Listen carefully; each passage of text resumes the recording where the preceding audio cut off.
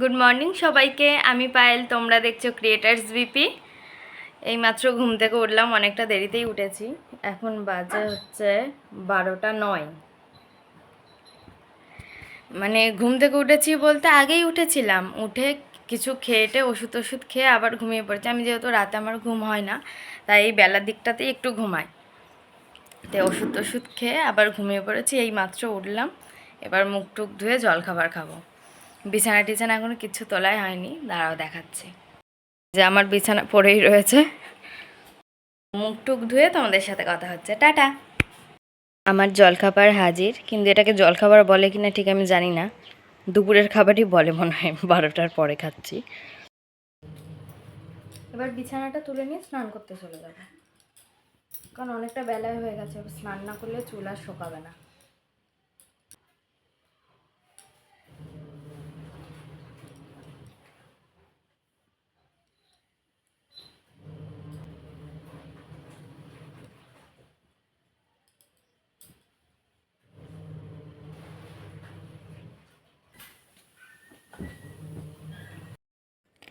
আমার বিছানা তোলা কমপ্লিট। এবার স্নান করতে যাব, কিন্তু তার আগে এই গার্ডারগুলোকে খুলে রেখে যেতে হবে, নাহলে বাথরুমে আমি প্রত্যেক দিন নিয়ে যাই আর গার্ডারগুলো হারিয়ে যায়, আর পাই না।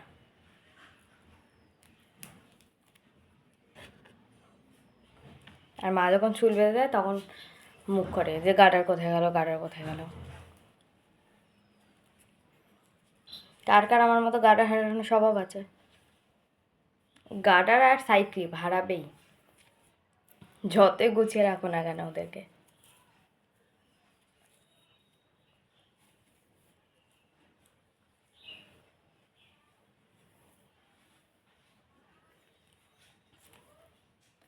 তো আমি স্নানটা করে আসি, দিয়ে আপনাদের সাথে কথা হচ্ছে। টাটা।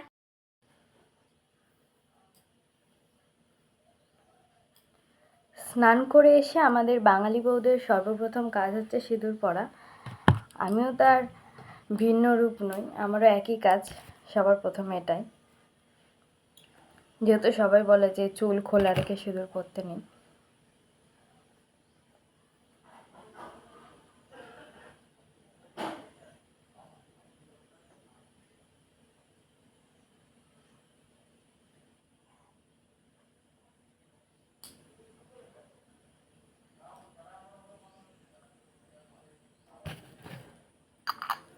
আমি আগে শুধু সিঁথিতেই পরতাম, কিন্তু এই যে গলায় যে সিঁদুর দেয়, আমি ওটাকে আগে ভাবতাম যে হয়তো এখনকার কোনো ট্রেন্ড, কিন্তু এই দিদিভাইয়ের ভিডিও দেখে বুঝতে পারলাম যে না, এটা কোনো ট্রেন্ড নয়, এটা সত্যিই মানে এর আসল কারণটা দিদিভাই পুরো সম্পূর্ণ ব্যাখ্যা সহ দিয়েছে, তার জন্য এটা বুঝতে পারি যে আসল কারণটা কী। তারপর থেকে আমি এইভাবে পড়ি। এই গরমকালে চুল ছেড়ে চুল শোকানোটা যে কী কষ্টকর, সেটা শুধু আমরা মেয়েরাই মনে বুঝি। স্নান টান করে ঠাকুর নমস্কার করা হয়ে গেছে, তো এখন আর কোনো কাজ নেই, বসে আছি। এবার ভাবছি যে কালকে আগের দিন দেখালাম না, আগের দিনের ভিডিওতে যে আমার বান্ধবী আচার এনে দিয়েছে, ওইটাকেই ভাবছি এবার খাবো। কিছু তো করতে হবে, নাহলে তো শুধু শুধু নষ্ট হবে আচারটা পড়ে থাকলে, তাই না? আর তারকেশ্বরের আচার খুব সুন্দর হয়, টেস্টি। কে কে খেয়েছো অবশ্যই জানিও, আমার তো খুব ভাল লাগে। আর বিশেষ করে পাঁচমিশালি আচারটা যেন বেশিই ভালো লাগে, ওখানকার গন্ধটাই অন্যরকম হয়। ও আমার জন্য তেঁতুলের আচার এনেছে, তো খেয়ে নি, নাহলে নষ্ট হবে শুধু শুধু। আচার নিয়ে চলে এসেছি, অল্প একটু নিয়েছি, নাহলে বেশি খেলে আবার পেটে ব্যথা করে যদি। এবারে বিট নুন মাখিয়ে খাবো।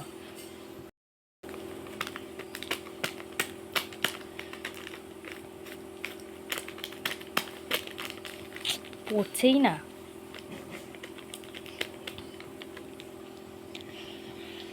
Tasty tasty.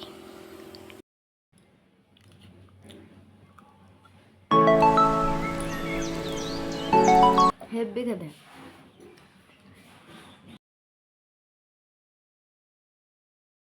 মাই স্নান টান করে আসলো, পুজো টুজো দিয়ে এবার খেতে দেবে। তার আগে একজনের খুব খিদে পেয়ে গেছে, ওকে খেতে দিয়ে তারপর আমাকে খেতে দেবে। আমি আর মা একসাথেই খেতে বসে যাব। আর বাইরে এইদিকে খুব বৃষ্টি হচ্ছে, এখন একটু থেমেছে হালকা। বুঝতে পারছি কি না জানি না, কিন্তু ভালোই বৃষ্টিটা হচ্ছে। বললাম না বাইরে বৃষ্টি হচ্ছে, খুব জোরেই বৃষ্টিটা হচ্ছে। এই এত জোরে বৃষ্টি আর সাথে যদি একটু খিচুড়ি হয় তাহলে ব্যাপারটা একদম জমে যায়, মানে এই স্বাদের কোনো ভাগ হবে না আর কি। আমার তো খিচুড়ি খেতে খুবই ভালো লাগে, কার কার ভালো লাগে একটু বলো। আজকে যদিও খিচুড়ি হয়নি, বেশ ভালোই লাগে এই বৃষ্টির পরিবেশটা। আমরা তিনজনে এদিকে খেতে বসে গেছি। আজকে রান্না হয়েছিল টক ডাল, আর দাদা যেহেতু টক ডাল খায় না তাই ওর জন্য হচ্ছে লাউ দিয়ে ডাল করা হয়েছিল। দাদাও অনেকক্ষণই হয়ে গেছে, এবার ওষুধটা খেয়ে অনেক দিন পর আমি আর মা আজকে একসাথে একটা মুভি দেখব। 12 ফেল বইটা আমি দেখেছি আগে, মা দেখেনি, তো মা বললো আমার ফোনে একটু সার্চ করে দে, বইটা দেখব। ভাবলাম তাহলে মায়ের সাথে আমিও দেখি। ইভিনিং সবাইকে। আমি আর জেরি এখন বসে আছি, এই যে ও আমার মুখের দিকে তাকিয়েই বসে আছে। আর মা এখন একটু বেরোবে, ক্যাফেতে যাবে। আর ওই ঘরে দাদা রয়েছে, কম্পিউটারে কী সব দেখছে ও, মানে আমারই বদনাম করছে আর কি আমার ভিডিওগুলো দেখে। তো তোমরা সবাই কেমন আছো বলো। আর ঘুম থেকে উঠে না কেমন একটা লাগে, তার জন্য আমি লেবুর জল করে এনেছি, ওটাই এখন খাবো, তাহলে একটু ফ্রেশ ফ্রেশ লাগে আর কি। তো দেখতে থাকো। মা সন্ধে দিচ্ছে, নকুনদানা খেতে চলে গেছে, খাওয়া হয়ে গেছে, ও চলে এসছে। কিরে ওই ভালো লাগলো, ওটাই ভালো লাগলো যার জন্য জিভটা চেটে নিল। খানিকক্ষণ আগে বিরাট একটা বমি পাচ্ছিল আমার, এমন ও এসছে তাও আমি ওর সাথে কথা বলতে পারিনি, এতটাই বমি পাচ্ছিল। আবার বমি পেতে পেতে এর মধ্যে আবার খিদেও পেয়ে গেছে, তাই মাকে বললাম তাড়াতাড়ি কিছু একটা করে এনে দাও, আমার হেভি খিদে পেয়েছে। মা তাই পাঁপড় ভাজতে গেছে, পাঁপড়টা আনলে পাঁপড়টা খেয়ে নেবো। এখন অনেকটা ঠিক আছে, তার জন্য আমি আবার মানে ভিডিও করছি, নাহলে খানিকক্ষণ আগে খুবই বমি পাচ্ছিল বলে আমি কিছু ভিডিও করতে পারিনি, আমি চুপচাপ শুয়েই ছিলাম নিজের মতন করে। মা বলছে চুপ করে শুয়ে থাক, কোনো কথা বলিস না। তাই ও এসছে, ও এসে আমাকে অনেকবার জিজ্ঞাসা করছে, আমি কোনো সারা শব্দ কিচ্ছু দিইনি, আমি শুধু ইশারাতে দেখাচ্ছি বমি পাচ্ছে। ও আর কিছু জিজ্ঞাসা করিনি, ও বাড়ি চলে গেছে। আবার আবার আসতে পারে রাতের দিকে একটু দেখা করতে। এই যে আমার সাবুর পাঁপড় চলে এসছে। কার কার তোমাদের সাবুর পাঁপড় খেতে ভালো লাগে অবশ্যই জানিও, আমার তো বেশ ভালোই লাগে খেতে অন্য পাঁপড়ের থেকে। পাঁপড়টা শুধু মা দিয়ে গেল, এর মধ্যেই বেরিয়ে এসছে। মা কাঁথা পেতেছে, কাঁথা সেলাই করবে বলে, ও তার উপরে গিয়েই বসেছে, সুচ ব্লেড ফ্লেড আছে ওরও, তার উপরে গিয়ে বসেছে, যখন ফুটে যাবে বুঝতে পারবে ও। পাঁপড় খেতে খেতে মা আমাকে বললো পার্ক খাবি, তো চকলেট কে ছাড়ে, বললাম হ্যাঁ খাবো।